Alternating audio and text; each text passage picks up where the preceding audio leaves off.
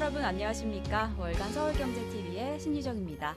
요즘에 고물가, 고금리에 좀 살림살이가 많이 퍽퍽하다라고 느끼실 텐데요. 지금 또 한 번 마음을 답답하게 하는 이슈가 있습니다. 바로 부동산 이슈인데요. 부동산 보유자에게도 아니면 그 구매를 좀 기다리고 계신 분들에게도 좀 많은 관심이 가져지는 상황일 것 같습니다. 오늘 그래서 저희가 좀 특별한 시간 준비했습니다. 인사이트K의 배종찬 소장님 모시고 오늘 소중한 시간 함께 해보겠습니다. 나와주셔서 감사합니다. 안녕하십니까? 안녕하세요. 네. 제가 정말 요즘에 저 개인적으로도 정말 부동산에 관심이 너무 많아서 네. 소장님 너무 기다리고 있었는데요. 아이고. 오늘 정말 소중한 이야기 부탁드립니다. 예. 특히나 소장님이 좀 다방면에 민심을 좀 많이 들여다보 주셔서 많은 네. 시청자분들이 기다리고 계실 텐데요. 오늘 좀 저희에게 많은 인사이트를 주시면 너무 좋을 것 같습니다. 최선을 다하겠습니다.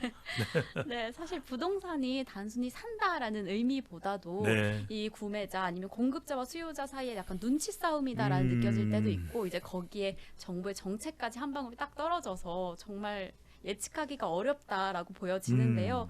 이런 부동산 문제, 이런 네. 부동 문제가 사람들이 어떻게 느끼고 있을지 요즘에 좀 민심이 어떨까요? 그런 거 알아볼 수 있는 좀 지표가 따로 있을까요? 그렇죠. 결국 이제 부동산이라는 것도 미시경제와 거시경제 영향을 다 받을 네, 수밖에 그렇죠. 없죠. 사실은 미시경제라는 거야 이제 부동산과 직접적으로 관련된 현장에서의 거래도 중요하겠지만 네. 더 중요한 것은 거시경제상으로 부동산 경기가 좀 활발해질 수 있는 상황이냐 아니냐의 차이가 있을 거예요. 그러니까 특히 이제 지금 우리가 자산금리 또 은행의 기준금리 자체가 올라가고 있잖아요. 이런 상황에서는 우리가 이미 집을 산 사람들은 다주택자로 가기엔 좀 어려운 상황이고, 그러면 정말 똘똘한 한 채를 사자는 사람은 빚 없이 자기 자산만으로 원하는 지역에 좀 욕심을 내서 사기는 어려운 거예요. 네, 맞아요. 그럼 대출을 얻어야 되는데 대출 금리가 비싸다. 그럼 내가 정말 가산을 다 탕진하면서 모든 걸 다 부동산에 몰아넣어서 할 수 있느냐면 그런 것도 아니거든요. 지금 상황은 다른 이유보다도 고금리가 되고 있는 고금리 상황이 이른바 지금 뭐 우리가 고3 수험생 무섭다 그러지만 지금이 고3 현상이에요. 그러게요. 딱 고물가, 네. 고환율, 고금리, 그래서 그다음에 고3이 고유가. 네. 네. 정말 힘든 해삼 상황이 인삼보다 더 무섭다는 거 아니겠어요? 정말 힘든 상황이 다 모여 있는 그러니까 상황이네요. 고금리 상황이기 때문에 부동산 자체가 네. 우리나라뿐만 아니라 지금 미국도 계속해서 샌프란시스코 같은 데는 워낙 집값이 뭐 천정부지로 치솟으니까 그걸 또 물가가 오르는 악순환이 계속되니까 제롬 파월 연준 의장이 지금 울트라 스텝 밟겠다 이야기 전망 나오고 있어요. 그렇죠. 그 얘기는 우리 부동산 시장도 이제 얼어붙을 수밖에 없는 이야기고, 이게 문재인 정부에서 여러 가지 규제가 많았기 때문에 윤석열 정부에서 풀면 해결될 수 있는 문제, 그것보다 더 크게 영향을 주고 있는 것이 지금 기본적으로 이 거시경제 상에서, 네. 거시경제라는 게 좀 더 큰 규모의 경제 매크로 이코노미 아니겠어요? 이 상황에서 영향을 받을 수밖에 없는 거죠. 그러니까 지금 집을 사고자 하는 사람에는 그것도 좀 빚을 얻어서 서울의 강남이든 똘똘한 한 채, 또 여의도가 됐든 아니면은 마용성이든 노도강이든, 그런데 구입을 하기에는 좀 살짝 어려워진 상황이 된 거예요. 네. 워낙 금리 자체가 높아지다 보니까 실제로 서울 아파트 매매 수급 지수를 보더라도 이게 이제 100을 기준으로 할 때 100보다 높으면은 거래가 상당히 활발한 거예요. 네. 그러니까 일단 뭐 거래가 돼야 가격이라도 올라갈 거 아니에요. 그렇죠. 네. 팔려고 하는 사람도 있어야 되겠지만 살려고 하는 사람이 많아야 공급보다는 수요가 많아지게 되면 가격은 올라갈 수밖에 없는 거예요. 네. 지금 팔려는 사람 한 사람인데 살려고 하는 사람이 10사람이면은 그건 네. 기본적으로 가격이 올라가게 돼 네. 있잖아요. 근데 지금 9월 5일 기준으로 시간 좀 이전이긴 하지만 80.9, 100보다 낮아요. 네, 구매하려는 한 약 사람이 20% 포인트 가량 낮단 말이에요. 그 이야기는 정작 집을 내놔도 살 사람이 없어. 그걸 빚을 얻어서 지금 나오는 매물이 대체적으로 다주택자 매물이면은 다주택자들은 있는 집 말고 여유분을 내놓는단 말이에요. 그렇다면 그걸 갖다가 걷어들일 만한 매수 능력이 되느냐, 거래 능력이 되느냐, 수요가 창출이 안 되는 상황입니다. 또 하나 우리가 매매 가격을 보더라도 좀 아파트 가격이 앞으로도 더 좀 올라갈 수 있다, 많이 올라갈 수 있다고 상황이 판단이 되면 무리해서라도 다른 자산이라도 네. 또 변동성 자산이라고 할 수 있는 우리가 뭐 주식이나 주식이라던가. 이런 예금이라도 깨서 우리가 부동산에 투자할 수 있는데 네. 지금 매매 가격 변동률을 보면은 1월 달에는 그래도 0 이상이었는데 네. 지금 우리 그래프를 보실 텐데 8월 마지막 주에는 마이너스 0.13이에요. 마이너스로. 그러니까 이 부분도 네. 부담이 되는 것이 왜냐하면 내 모든 것을 투자해서 지금 빚까지 얻어서라도 강남에 뭐 송파나 서초에 또는 경기도 인근에 상당히 좀 수요가 있는 또 역세권에 또 뭐 백화점 주변이 됐든 네. 간에 우리가 흔히들 말하는 좀 살기 그런 좋은 곳. 주거 환경 자체가 좋은 곳에 이 투자를 했다. 우리는 왜냐하면 부동산이라는 건 이제는 사는 곳만이 아니라 앞으로는 여기가 내 노후까지도 책임질 곳, 투자의 개념이 있는 거예요. 네. 그러니까 거주와 투자의 두 가지가 복합적으로 작동되는 것인데 그러기에는 앞으로 이 부동산 가격이 정말 제대로 많이 올라갈까? 정말 2배, 3배 뛸까? 네. 이런 생각을 오히려 못할 가능성이 굉장히 높다라는 거예요. 왜 그 우스갯소리로 이런 얘기를 합니다. 문재인 정부에서 부동산 가격을 잡기 위해서 많이 했다지만 부동산 가격이 엄청 뛴 거 아시잖아요. 그쵸. 그 이야기는 지금 문재인 정부 다른 부분들의 성과가 아니라 부동산 가격이 올랐다. 이게 성과로 평가받을 만한 것이다라는 이야기가 나올 정도라면 이걸 통해서 상당히 이제 부동산에 대한 지금으로서는 구조적으로 환경 자체가 안 좋아지는 상황이고 하지만 이제 윤석열 정부만 놓고 본다면 네. 앞으로는 어떻게 될 것이냐 저는 조금 조정 과정이 있을 것 같아요. 이게 언제까지 가느냐는 우리가 좀 더 구체적으로 면밀하게 우리 서울경제 TV를 매일매일 보시면서 우리 방송 덕에 우리 또 이렇게 신유정 앵커가 진행하는 방송들 많이 봐주시면서 그런 부분들을 챙기셔야 되는데 일단 잘 우리 뭐 수능 시험에 나오는 거 외우기 좋게 윤석열 정부의 부동산 정책은 5글자로 외우시면 네, 돼요. 어떻게 외우면 될까요? 공다 그 다음에 규세완이에요. 공다 규세완. 어떤 공급은 뜻일까요? 많이 네. 많을다. 네. 그 다음에 규제와 세금은 완화해 주는 거예요. 네. 그럼 이거는 부동산한테는 좋은 거잖아요. 그렇죠. 또 부동산을 살려는 사람한테는 좋은 건데 무슨 말씀이냐? 지금은 글로벌 거시경제 상황이 안 좋다. 네. 그리고 270만 호 공급한다는 우리가 지금 뭐 제가 질문 하나 하셨는데 답변 다 할 수 없으니까 너무, 네. 그렇습니다. 이게 앞으로 시간이 걸릴 수밖에 없거든요. 음, 이 부분이 언제 좋아질지를 우리가 정확하게 알기가 부동산 도사가 뭐 10명이 와도 저도 뭐 배추도산소를 많이 듣고 있습니다만 그게 쉬운 일이 아닌 거예요. 그렇죠. 예.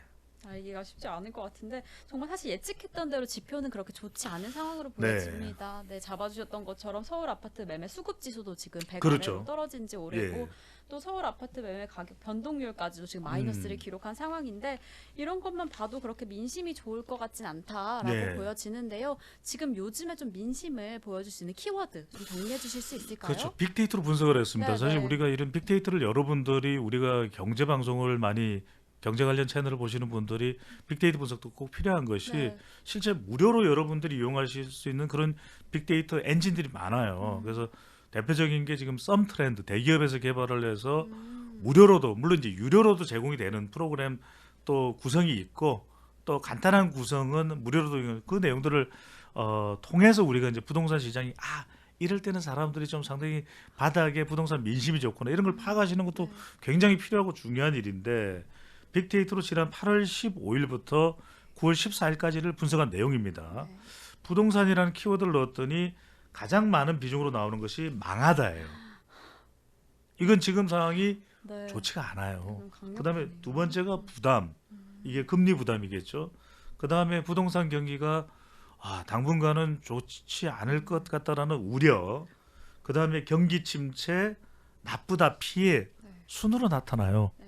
물론 모든 내용이 부정적인 것은 아니지만 감성 연관으로 분석을 했을 때 이게 일종의 빅데이터라는 것이 바닥 정서를 우리가 파악을 할 수 있는 그런 기초적인 도구가 됩니다. 네. 그렇다면 지금 올해 여러분들은 이제 명쾌한 설명을 원하시니까 올해 2022년은 부동산의 연초는 괜찮았는데 지금 이제 이 윤석열 정부로 바뀌면서 부동산이 상당히 좋아질 것이라고 하는 기대도 하셨지만 그것은 고금리의 벽에 일단은 막혀 있는 상태이기 때문에 올해는 여러분들이 저는 원하는 부동산을 원하는 가격에 사기는 쉽지 않다. 다만 노려본다면 좀 자산 지금 포트폴리오가 좀 부동산 쪽으로 좀 언제든지 투자를 할 수 있을 만한 그런 여력 준비가 된 분들 중에서 급매물 정도, 아, 네.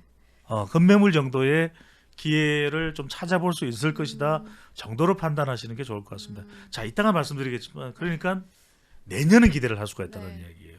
네. 이 이야기는 좀 더 이제 구체적으로 이따가 말씀을 드리겠습니다. 네, 이렇게 소장님 방금 말씀해주신 것처럼 올해 뭔가 투자를 진행하기에는 좋지 않은 것 같다라는 네. 게 사실 지금 지표로 음. 지금 빅데이터로 드러나는 것 같으면 정말 망하다, 부담, 예. 피해, 나쁘다 이런 우려가 좀 많이 나타나고 있는 것 같은데요.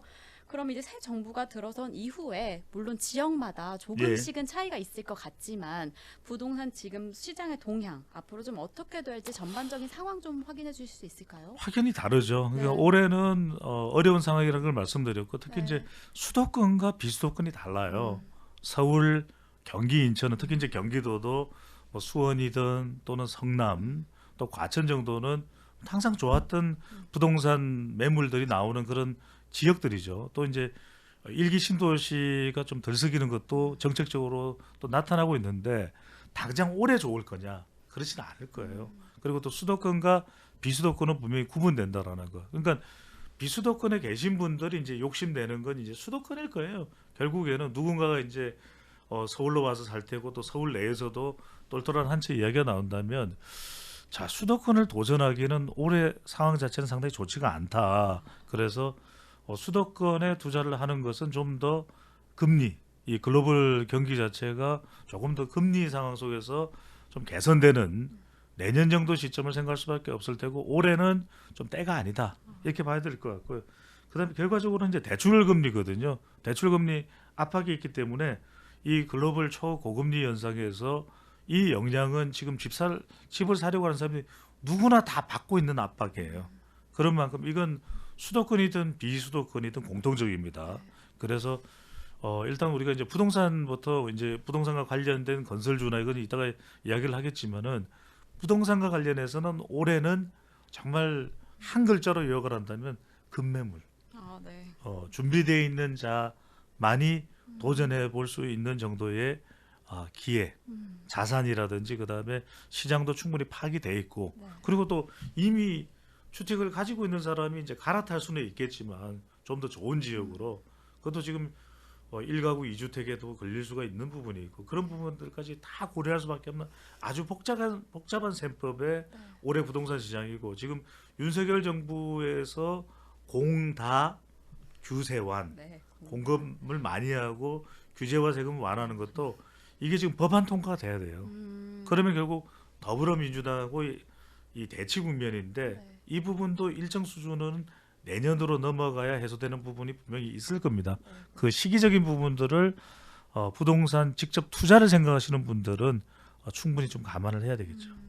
네, 정말 말씀해주신 것처럼 이 금리 상황 이런 상황들이 서울뿐만 아니라 여러 지역에 많은 분들이 압박을 좀 받고 계실 것 같습니다. 근데 정말 서울의 집값도 많이 떨어지고 있는 모습 보여지고 있어요. 지금 네, 서울 아파트 값이 16주 연속으로 하락하고 있다. 그렇죠. 지금 뭐 9년 9개월 만에 최대 낙폭을 보여지고 있다. 뭐 이런 상황인데 지금 이런 상황들이 단순히 규제 완화를 추구하는 지금 정부의 정책 탓만은 아닐 거다라고 이야기가 나오고 그럼요. 있습니다. 그럼 또 예. 어떤 원인들이 지금 이러한 좀 복잡한 상황을 만들고 있을까요? 뭐 가장 큰 이유는 지금 대출 금리가 올라간 부분이 네, 가장 너무 크겠죠. 지금, 네. 큰 부분이고 일단 양도 거래세도 그렇고 세금과 관련된 부분도 완전하게 해소되지가 않은 거예요. 그렇죠. 그러다 보니까 또 경기 자체가 어려워지니까 일단은 충분한 부동산을 거래할 수 있을 만한 자산이 이제 좀 경색되는 그런 상황인 거예요. 왜냐하면 지금 경기 상황에서 부동산에 모든 것을 투자할 수 있을 만한 여력이 개인도 그렇지만 지금은 심지어는 개인이 아닌 뭐 법인도 힘겨울 정도거든요. 왜 부동산을 많이 취득을 한 상태에서 본인의 경제적인 또 자산 능력이나 이런 것 자체가 문재인 정부의 초반에는 어느 정도 가능했던 일이고 그 위에 시간이 지나면서 지금 다주택자들은 극도로 힘든 그런 환경이 조성될 수밖에 네. 없는 부분이기 때문에 지금은 뭐 윤석열 정부의 정책만 보면은 상당히 기대감을 가질만해요. 네. 하지만 지금의 때 자체가 때가 너무 안 좋은 때다라고 판단을 해야 되겠죠. 그리고 윤석열 정부의 이 정책들이 빛을 발하기에는 아직도 시간이 1년이나 2년 정도는 더 지나야 네. 심지어는 2024년 총선 이후가 좀 지나야 부동산을 본격적으로 이제는 경제적인 투자의 수단으로 가져가는 또 개인들에게는 더 많은 기회가 그때서야 열릴 가능성이 있거든요. 네. 그럼 그 부분까지는 좀 이 조율하고 좀 시간이 또 시간을 이 기다리면서 완급 조절을 할 수밖에 아, 없는 상황으로 네. 봐야 되겠죠. 네. 윤 정부가 들어선 이후에 저희가 몇 차례 부동산 정책이 많이 나왔습니다. 그런데 그런 정책들이 좀 이전에 박근혜 정부와 유사하다라는 이야기가 조금씩 나왔는데요. 지금 이 새 정부의 정책들 그 중에서 좀 핵심적인 요소가 뭐라고 보실까요? 가장 핵심은 공급이겠죠. 공급, 아무래도 네. 워낙 공급이 없고 대부분의 지금 윤석열 정부의 아파트 주택 공약과 네. 관련해서는 수도권에 집중이 돼 있어요. 270만 호 중에서 대부분은 지금 한 150만 호 정도는 다 수도권이고 그 중에서도 서울에 상당한 비중을 두고 있거든요.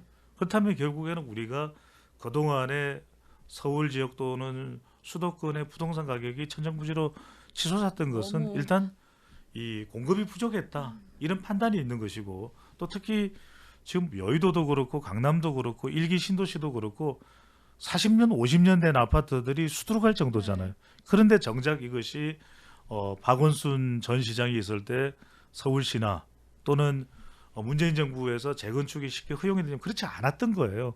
초과이익 환수 문제도 있고 또 종부세나 거래세 문제도 있었던 것이고 재산세 문제, 부동산 관련 세금도 상당히 고세율이었잖아요. 네. 그러다 보니까 다주택자들도 쉽게 여유분을 내놓지 못하는 자가 한 주택 위에 다른 주택을 내놓지 못한 상황이 벌어졌단 말이에요. 결국 핵심은 두 가지입니다. 공다 규세완이라는 말씀을 드렸듯이 자, 이 공급이 얼마만큼 빨리 진행될 수 있느냐. 네. 이게 핵심이에요. 왜냐하면 대선 공약이기 때문에 대선 때는 정말 이 유권자들이 기에 솔깃 모든 이 유권자들이 한 표예요. 그러니까 누구나 좋아할 수 있고 정말 목말라하는 그런 정책을 이야기할 수밖에 없습니다. 그래서 뭐 270만 원 이야기하면 다른 후보는 뭐? 난 300만 원이야. 근데 그게 실제 가능하겠냐는 이야기죠. 그렇죠. 박근혜 정부 때도 공급 이야기를 했지만 정작 박근혜 대통령이 임기를 다 마무리하지는 못했지만 공급이 됐냐? 전혀 턱없이 부족했어요. 네. 특히 이제 서울 지역은 여러 가지 또 개발 규제하고 묶여 있기 때문에 네. 지금 한강 주변에도 수많은 아파트들이 있지만 그 노후화된 아파트 자체가 초과이익 환수도 있고 용적률도 있고 수도권 개발 규제에도 묶여 있고 여러 가지 규제들이 있어요. 네. 자, 세금 문제는 아니에요. 이 규제들을 얼마만큼 빠른 속도로 단축해서 진행이 되느냐. 왜냐하면 결과적으로 이 공급 계획에는 신규 부지에 새 집을 짓는 경우도 있지만 기존의 아파트의 용적률을 상당히 높여서 12층, 15층 하는 아파트를 50층, 60층 만들어주겠다는 거예요. 자, 그러면 이게 빠른 속도로 실제 이주하고 이것을 재건축하는 데 걸리는 시간이 뭐 최대 6년, 7년 걸리기도 그 이상 네. 걸리기도 하고요. 네. 그럼 이걸 얼마나 짧게 좁혀서 윤석열 정부에서 원희룡 국토교통부 장관이 추진할 수 있느냐. 저는 핵심은 이것인데 특히 이제 올해가 중요합니다. 내년부터 부동산 경기가 조금 살아난다면 올해 얼마나 빨리 이 재건축, 재개발 부분을 급속도로 일기 신도시와 관련된 부분도 지금 재정비 계획을 원희룡 장관이 내놓지 않다 보니까 윤석열 대통령까지도 큰일 날 뻔했네. 대통령까지도 발끈했어요. 네. 아니 이거 뭐 하는 거야? 좀 지금 더- 일기 신도시에 들어가는 곳이 일산 분당. 그게도 지금 노후 아파트들이 많거든요. 그래서 그래야만 그 우리가 원했던 지역의 강남이나 서울에서도 노른자 위에 아파트가 재건축돼야 12층, 15층 엄마 아파트도 지금 다 그런 네. 아파트들이 너무 재건축되는 오래돼서. 시점에 네. 바로 이 부동산 경기가 같이 맞물려서 이제 네. 그때는 이제 금리가 내년부터는 조금 진정된다는 그런 전망도 가능하잖아요. 같이 살아날 수 있는 또 기회가 될 수 있다고 봐야죠. 네. 네, 지금 뭐 일단 규제 완화를 좀 예. 미리 준비해 둬야지 이제 다가올 내년이라던가 이제 부동산 시장 좀 나아지지 않을까 좀 기대가 되는데요. 지금 또 다른 이야기 한번 나눠보면 예. 지금 여소야대 국면 지금 음. 있습니다. 근데 총선까지는 이제 2년이 남은 상황인데요. 지금 이러한 상황에서 이 정부의 새 정책에 대해서 지금 민주당은 어떤 스탠스로 지금 좀 대하고 있을까요? 그렇죠. 공다 규세완. 규세완. 이거 꼭 외워두세요. 네, 왜냐하면은 너무 딱 좋은데요. 그죠. 수능에 나오는 규세완. 제가 좀 더 좀 많이 되게끔 만들어 보려고 그랬는데 이게 그러다 보니까 이게 안 만들어지더라고요. 어. 근데 공급은 다 많이. 네. 그다음에 규제와 세금 완화인데 네. 민주당도 공다는 공감해요. 네, 동의하고 있죠. 공급은 많이 돼야 된다. 그런데 이제 규제까지는 모르겠는데 세금이 완화되는 거에 대해서는 조금 의견이 엇갈려요. 지금 세금 부분에서 그렇죠. 좀 그 세금 네. 부분이 이제 특히 이제 종부세와 관련된 부분도 네. 지금 다주택자도 그렇지만 1가구 1주택인 경우에 이 주택 가격이 상당히 이제 고가인 경우에 네. 종부세가 종합부동산세가 적용이 되고 있거든요. 바로 이런 부분에 대해서 윤석열 정부는 또 국민의힘은 상당히 완화해 주자는 입장이고 네. 적극적으로 민주당은 그건 안 돼라는 입장이고 만약에 그렇게 된다면 그건 부자들을 위한 감세라는 것이죠. 그래서 우리가 이제 이 투자자 입장에서는 종부세가 완화되고 이런 부분들을 여러분들이 부동산 거래에서 따질 것이 아니라 네. 공급을 따져봐야 돼요. 그러니까 공급은 안 될 수가 없는 겁니다. 네. 이건 지금 청년 세대들도 그렇고 어떤 식으로든 신혼 청년 세대들에게는 더 많은 혜택을 주겠다는 것이 윤석열 정부와 지난 대선 때의 민주당의 입장이거든요. 그렇다면 과연 그 지역이 어떤 지역일까? 마포나 특히 이제 많은 사람들이 관심을 가지고 있는 그런 지역일 수가 있거든요. 그런 노른자위 땅에 얼마나 공급되고 내가 한 2, 3년 뒤에 계획으로 주택 청약을 아파트 청약을 할 수 있을까? 이 부분을 집중적으로 노려보실 필요가 있는 거죠. 그것을 나의 어떤 투자의 전략으로. 그렇죠. 연장선상에서 함께 묶어서 가는 부분. 그러니까 정책적으로 서로 대치 국면이지만 민주당도 그렇고 윤석열 대통령 집권 여당도 그렇고 공급만큼은 총선 때도 강조될 수밖에 없어요. 아니 왜 공급 안 되냐? 너나 할 것 없이 공급하자는 의견을 들고 나올 수밖에 없을 것이거든요. 물론 이제 2024년 총선 때 또 여야가 이렇게 격렬하게 싸우는 그런 지역에서는 세금 이야기가 나올 수도 있어요.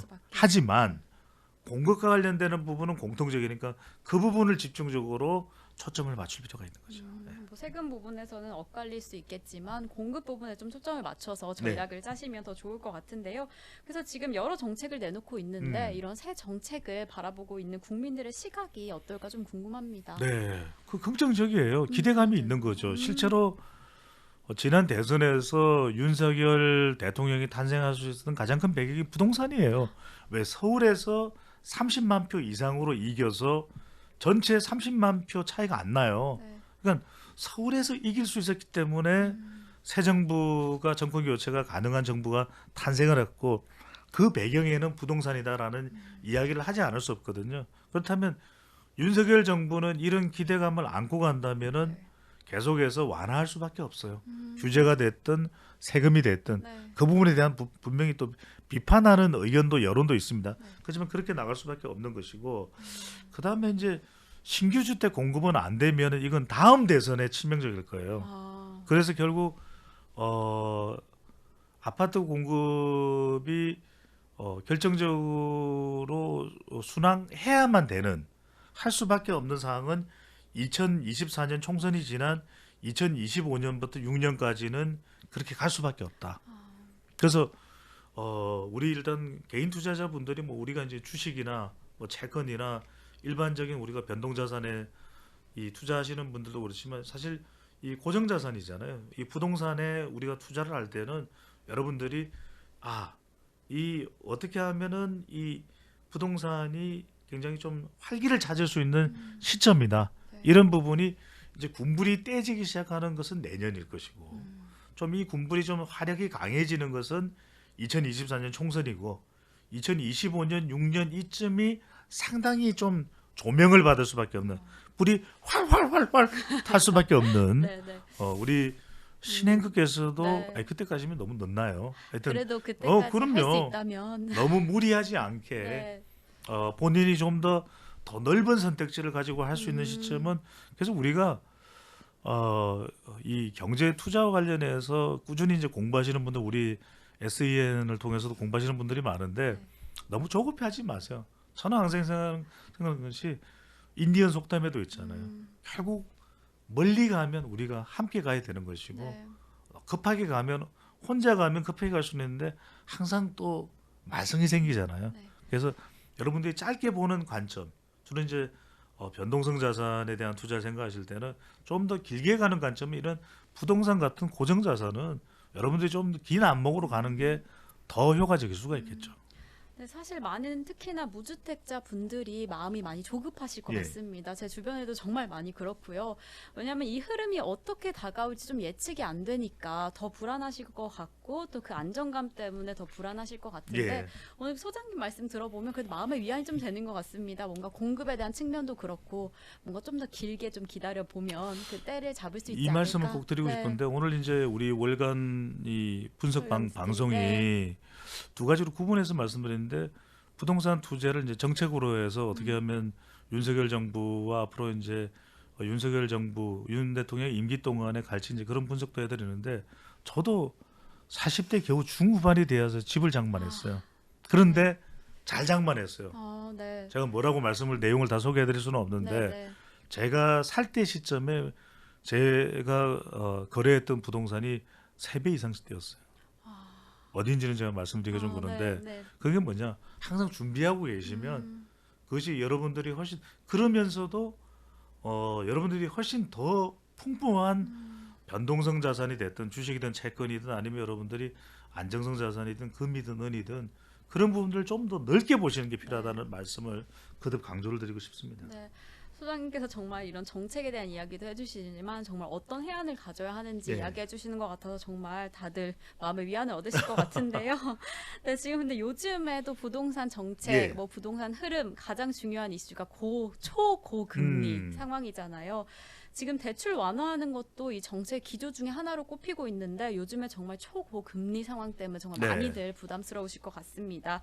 근데 아까도 우리가 이야기 나눈 것처럼 금리 문제는 단순히 우리가 결정할 수 있는 그럼요. 것이라기보다 뭔가 글로벌 이슈들이 정말 많이 섞여 예. 있어서 정말 정부 입장에서도 곤란할 것 같다라는 생각이 있는데 이런 문제들을 좀 해결할 수 있을 만한 좀 뭔가 정책도 준비되어 있을까요?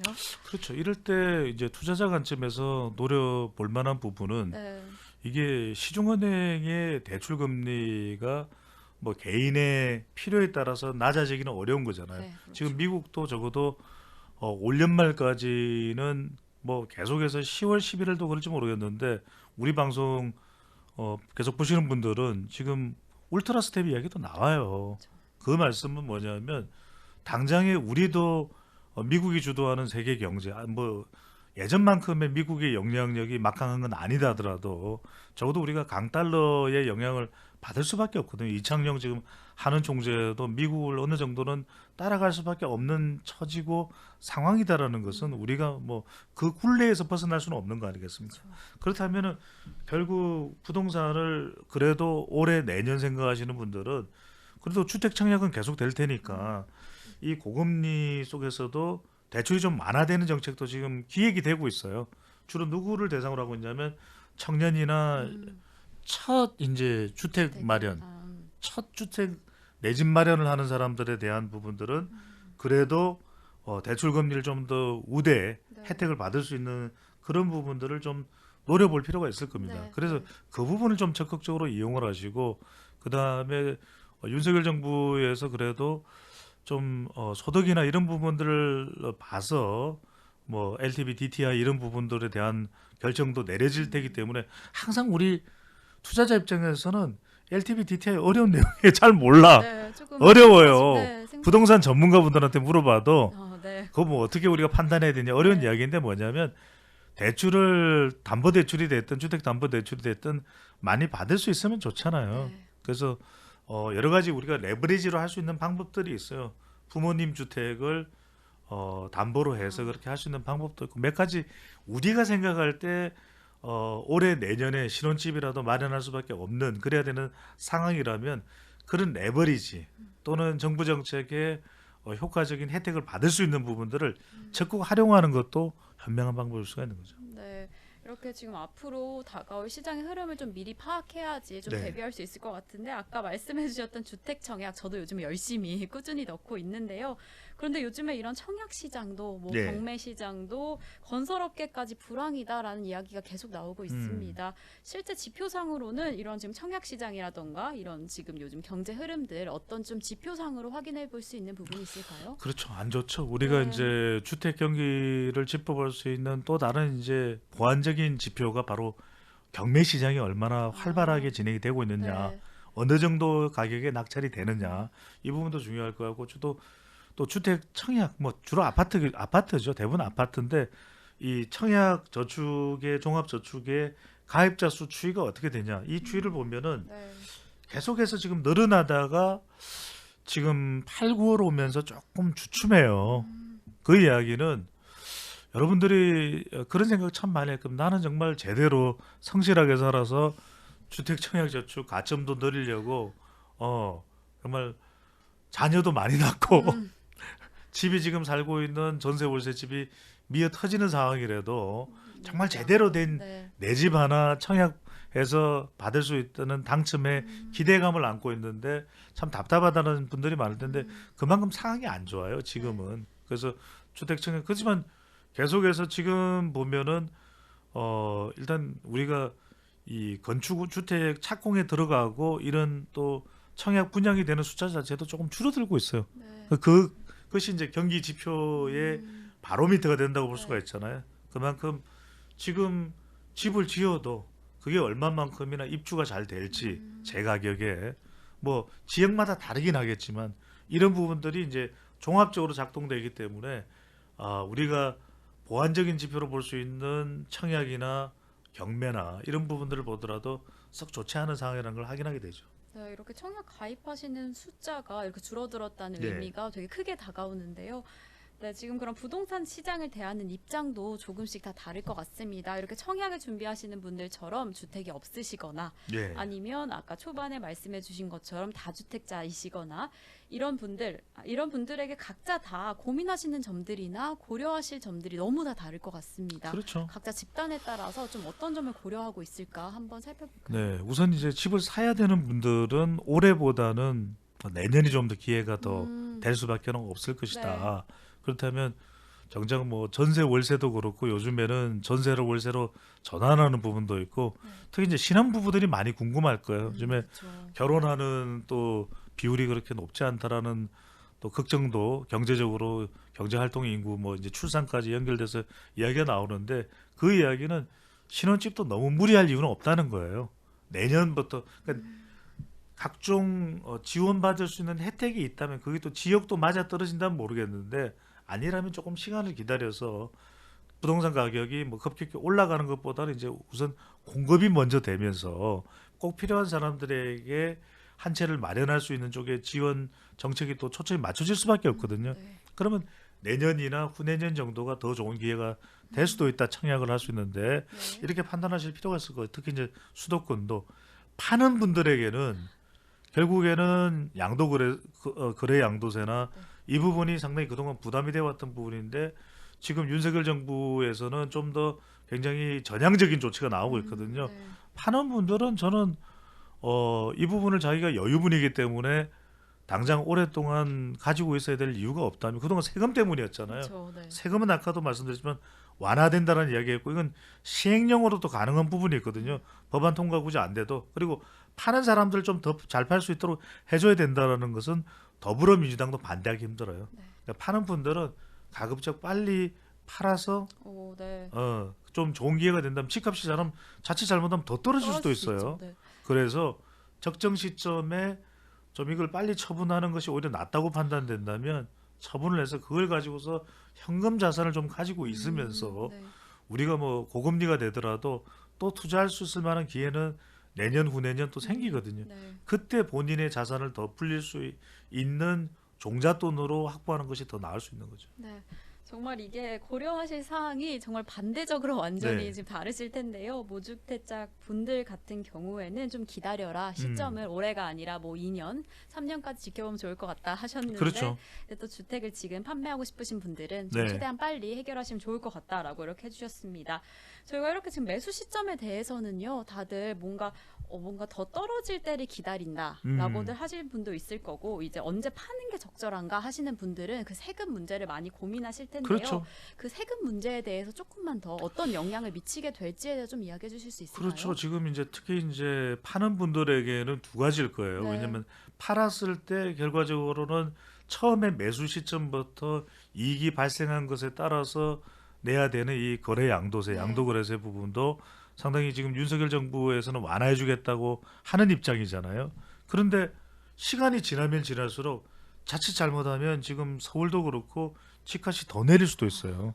그렇잖아요. 그렇죠. 그게 집값이 더 내려서 본인이 원래 팔려고 했던 가격보다도 더 미치고 팔아야 된다면 원래 시간을 더 기다려서 다주택자들 경우에는 우리 지금 양도거래세 규제가 세금이 완화됐을 때 적정한 시점에 파는 것이 더 효과적일 수가 있는 것이죠. 세금을 따져보고 실제 또 최종적으로 팔리는 가격을 따져본다면 너무 기다렸다가 그때 가서 안 팔린다? 네.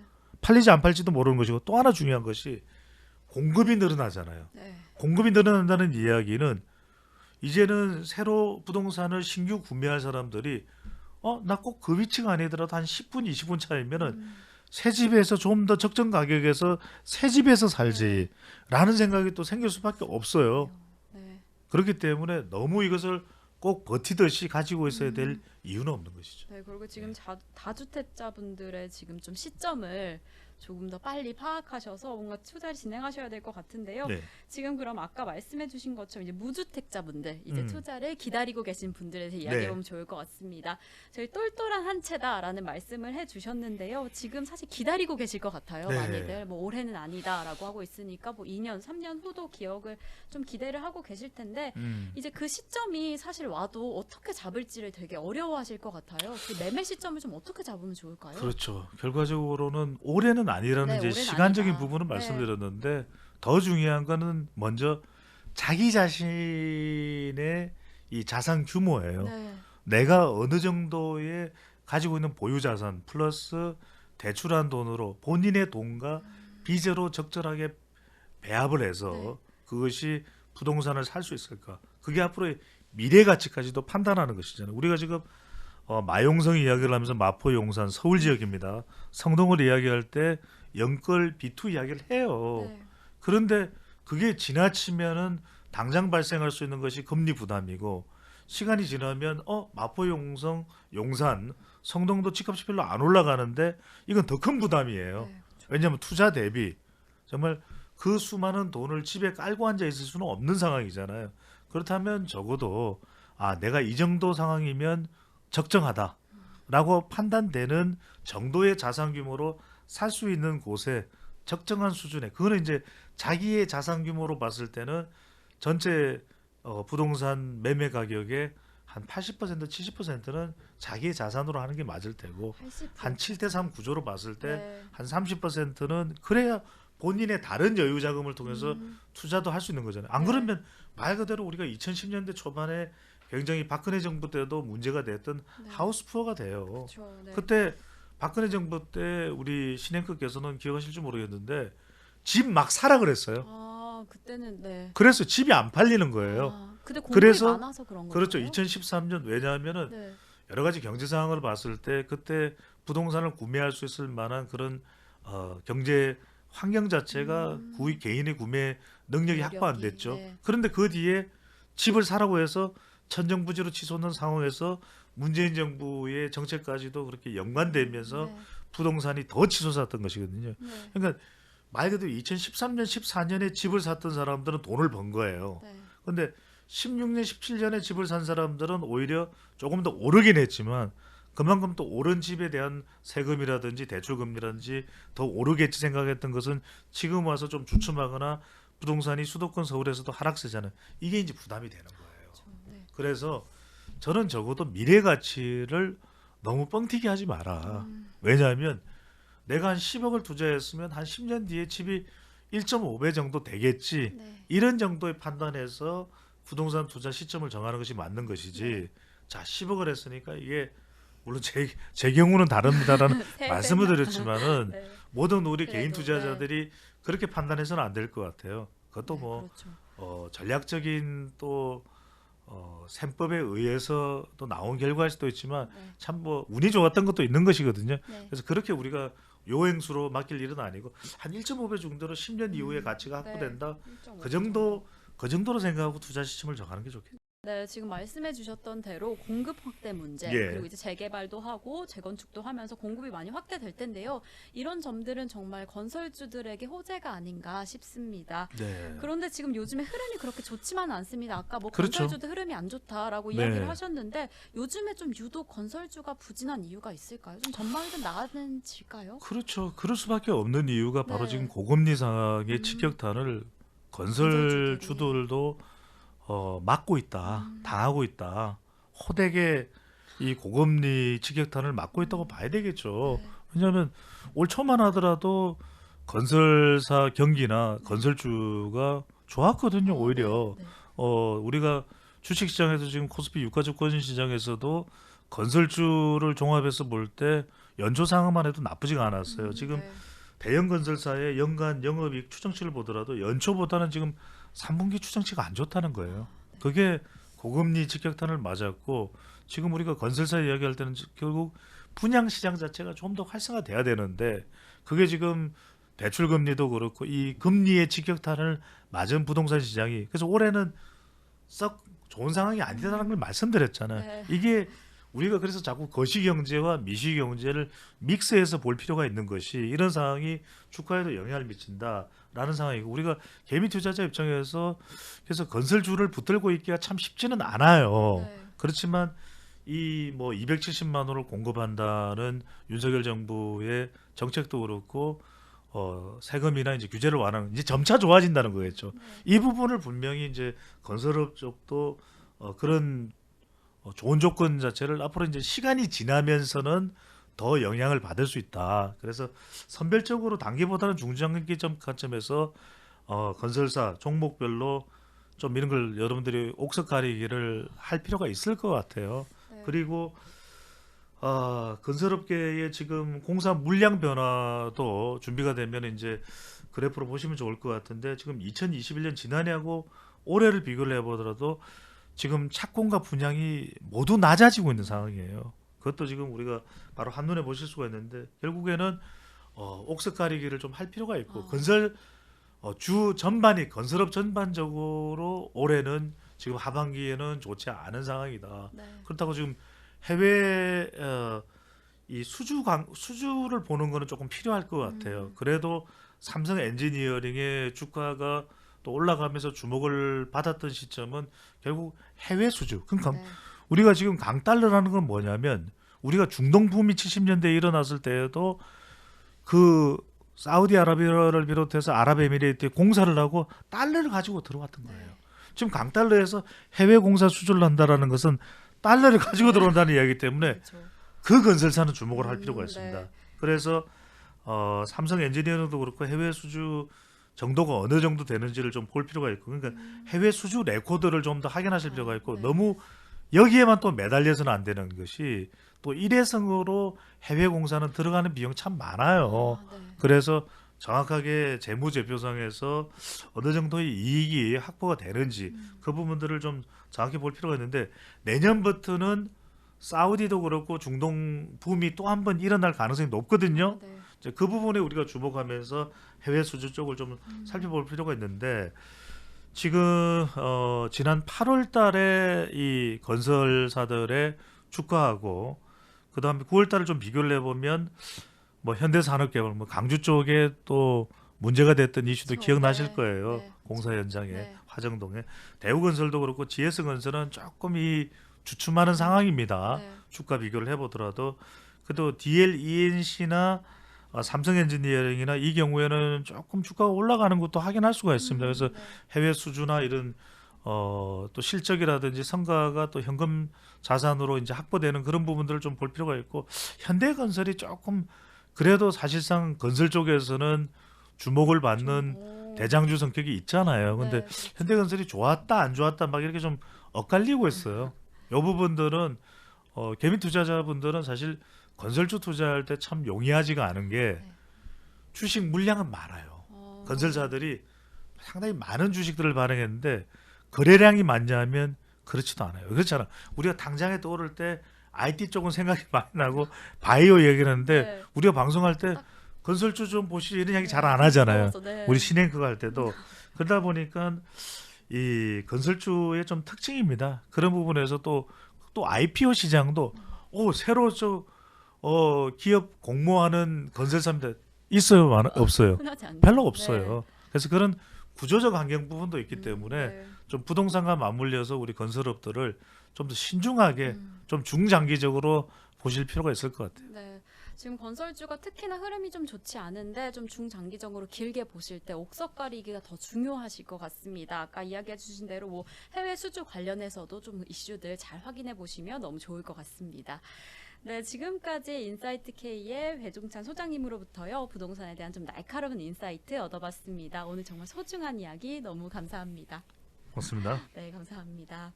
네, 우리 대한민국에서는요, 집은 사는 곳 그 이상의 의미를 가지는 것 같습니다. 때로는 나를 의미하기도 하고 뭔가 안정감을 더 강력하게 주는 요소이기도 하는데요. 저희 오늘 방송 속에서 단순히 부동산을 사는 것 그 의미를 뛰어넘는 해안을 좀 가져가셨기를 바라보겠습니다. 저희 오늘 준비한 방송은 여기까지입니다. 오늘도 시청해주신 여러분 고맙습니다.